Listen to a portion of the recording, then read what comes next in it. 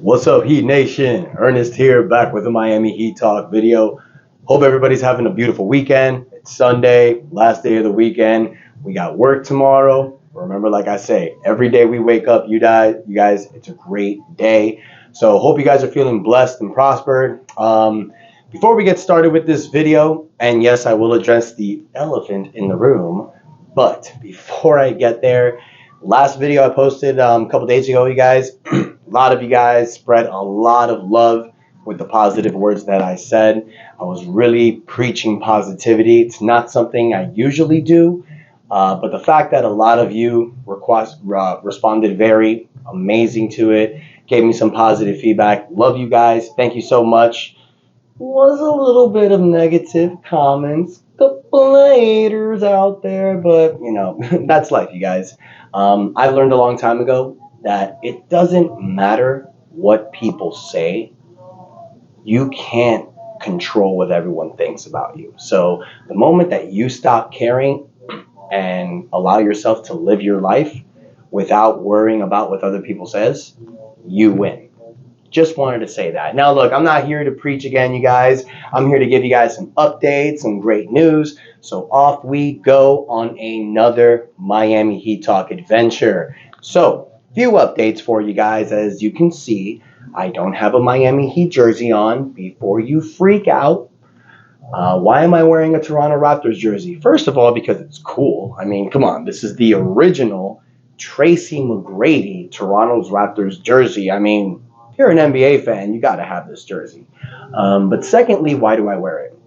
And Tyler Herro's jersey's right here next to me. Well, that's because a recent rumor was linked that Tyler Herro has been shown interest by the Toronto Raptors. Now, why does that make sense? Well, because Miami's trying to trade for Damian Lillard, and Toronto looks to be coming in to try to be that third team. Now, besides Toronto, Utah has also been linked to having interest in Tyler Herro as well. We know this from last season with Donovan Mitchell. Danny Ainge has a lot of interest in Tyler Herro, and why wouldn't you?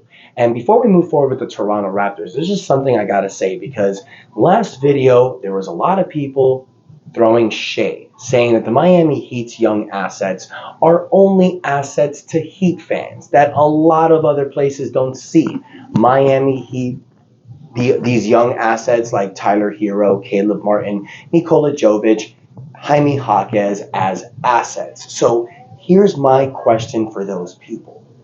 I really want to know what the hell you guys are smoking. Like, seriously, put in the comments. Let me know what y'all burning, because that's insane. That's the most insane crap I've ever heard. You're telling me that Tyler Herro, a guy since college, first year of college, might I add, coming into the NBA at 19, breaks out his first year as the 14th pick, overshadows a lot of people that were picked ahead of him, breaks out with this Miami Heat team, breaks out in the playoff bubble, multiple 30-point games. Back-to-back years, he averages over 20 points a game. One of those times coming off the bench. He wins Sixth Man of the Year. He's basically an all-star candidate. So you're telling me that Tyler Herro is not an asset? For real? Caleb Martin, who we all, I'm sure most of us would agree, should have been the 2023 Eastern Conference Finals MVP against the Boston Celtics. Big games, big shots in the biggest moments. He's on a friendly $7 million contract for next season. He does have a play option for the third year, but it's still a friendly contract option. And he can still grow. That's not an asset? Nikola Jovic, who's dominated Summer League, Jaime Jaquez, who basically screams Miami Heat culture. These are two guys that you can develop and grow into stars. You guys are going to say they're not assets? Oh, I forgot. It's because it's some of you people from Portland, some of the negative people in my comments from Portland, who don't believe that their team can actually create assets. Excuse me, I'm sorry. I forgot. It's not the Miami Heat culture. My bad. Now, for some of you Portland fans, you guys have been positive, and I thank you, because I've seen some of you in the comments saying that you would take Tyler Herro, young assets, first-round picks, because duh. That's what you need to do. I've said this, you guys, and people are still in my comments saying this, and I'm going to repeat it. Why the hell would you keep Damian Lillard until after training camp? Why the hell would you create all that drama for Scoot Henderson, Shaedon Sharpe, Anthony Simons? You're rolling with those guys anyways. And why would you create that drama not only for your team, but for Damian Lillard? That would be the most awkward media day in the world. Maybe you fans are saying that because you love drama and you just want to see that happen. But for real people like myself and others that follow me, that don't appreciate that BS, that don't like that childish games, we would like this trade to happen. Why? Because first and foremost, my channel, that episode's going to be fucking awesome. We're all going to have a great time partying with music, celebrations. I'm going to bring some pots and pans on this bitch. But it's also the fact, let's start talking about what we can do. And even for Portland fans, I'm sure this is becoming annoying as well. You guys want to just get this shit over with because now there's people in Portland that have their own Portland Trailblazers channels. They want to talk about the future of this team. I'm sure they don't want to deal with all this bullshit as well. Now, I will agree with something. Portland is trying to get their best offer, which you have to respect. But on the other side, the Miami Heat knows that there's no true competition against them. Damian Lillard and his camp have told multiple teams they don't want to go anywhere else but Miami. So Miami knows they have the leverage. And for the people that have been in my comments saying that Miami has no leverage, it's not true. We do. He wants to come here. We have draft picks. We have young assets. You don't think that's true? Come on. We have expiring contracts like Kyle Lowry. Like I've mentioned before, an expiring contract is something great to have. You can either keep him for one more year, let him run off your books, waive him, stretch him out, buy him out, trade him somewhere else. How can some of you Portland fans or other people that are hating on the Heat, how can you not see that? That's an obvious. Now let's get back to the Toronto Raptors and why this is very interesting. Now look, Utah's interesting as well because we all know that Utah's got a buttload of picks. But why do I think Toronto Raptors is more interesting? And why do I think something that hasn't been said by a lot of networks? Guys, Pascal Siakam has been in trade rumors for a minute, for a long time now. And I'm not saying Pascal Siakam comes to the Heat. No. The ultimate objection is for Damian Lillard to be traded to Miami. But why is Toronto interesting? They have draft picks. They have an expiring contract and a very young, great asset like Pascal Siakam. But somebody else I'm keeping my eye on, OG Anunoby. OG Anunoby, you guys, is making $18 million this season, $19 million next season, but is on a player option. So he can control what he does. He can opt out and he can go somewhere else. Toronto may run a risk of losing Pascal Siakam and OG Anunoby for nothing. Now look, it looks like Toronto is in the rebuilding stages. It does look that way. It does look like Toronto's set to rebuild and retool around Scotty Barnes. But let me throw a scenario at you guys. Let's say Toronto can come up with this. Let's say Toronto can add either OG Anunoby or Pascal Siakam with a 3-team trade, possible 4-team trade. You can throw in Utah with their draft picks. Remember, Brooklyn has interest. Detroit has interest. This is something a lot of people are not understanding. Another reason why this trade hasn't happened yet, you guys, is because there's a lot of teams interested in Tyler Herro.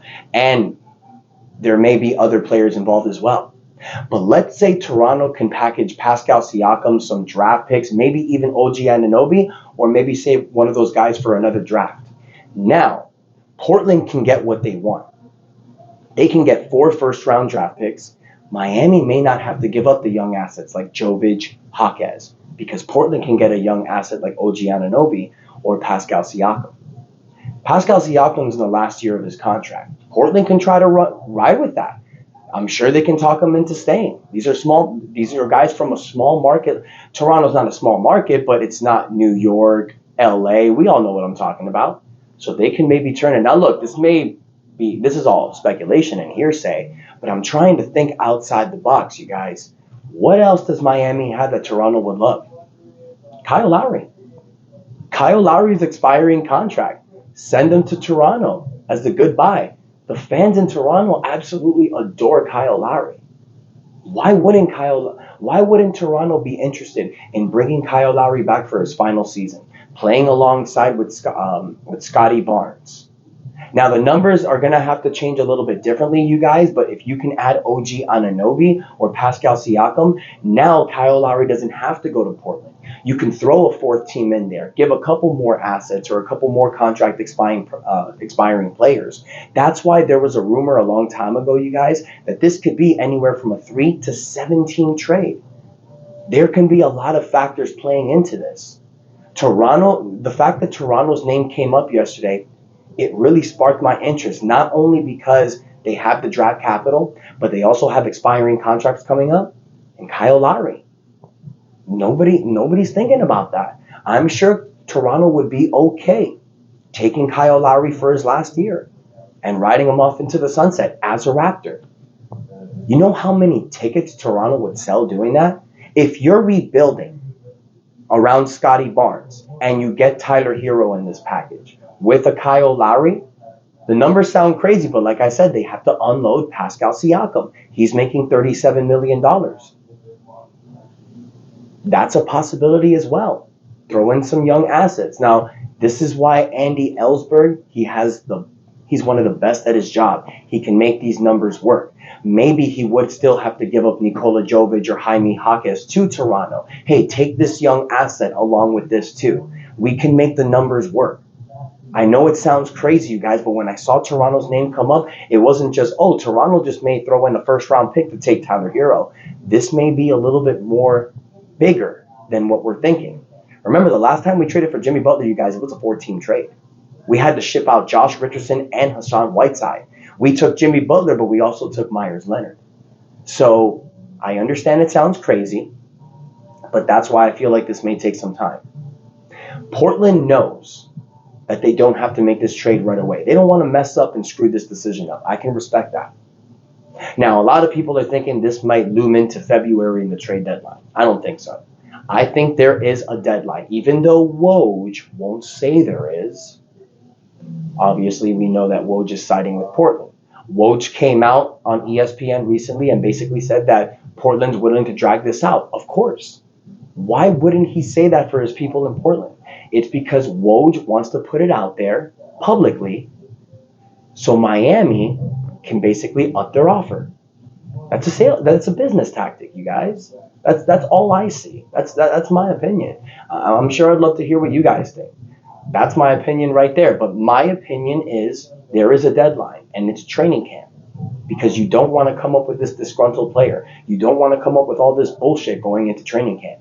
You want this to be solved. I would be shocked if this goes further into training camp. But I know a lot of you haters are going to be like, there's no way it's going to happen. It's been taking too long. Oh, it might go into the season.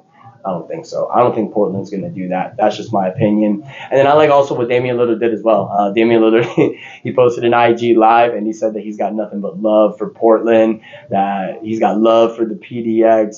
Damian Lillard is basically throwing this all on Portland. He's requested the trade. He's told them where he wants to go. He continues. He says that he loves the city. The longer this plays out, Portland's going to look like the bad guy. Because as we know, look at what happened with Isaiah Thomas in 2017. Boston Celtics, in all their glory, in all their 18 championships, and all, Boston's the greatest franchise. No, the fuck they're not.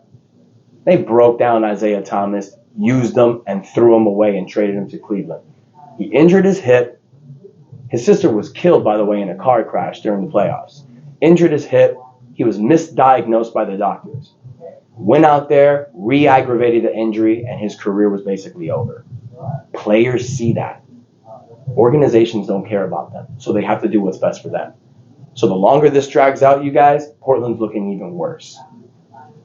May cause Joe Cronin his job. Just saying. So I want to know what you guys think. What do you think about Toronto being in the mix for Tyler Herro? How many teams do you think this is going to take to make this trade? Do you feel that the training camp is a deadline, or do you feel the trade will go higher, longer than that? I know some of you will hate. I know you'll tell me this ain't going to happen. I know you'll tell me it'll run to the season. I don't believe what you say. You can preach on what Woj says. You can preach on what Cronin says. They're full of shit, in my opinion. Let me know what you guys think in the comments. Please take a moment, hit the like button. But most importantly, y'all, please hit that subscribe button. We on the road to 15K, and you guys are the real MVPs. Until next time, your boy Ernest out. That's enough said.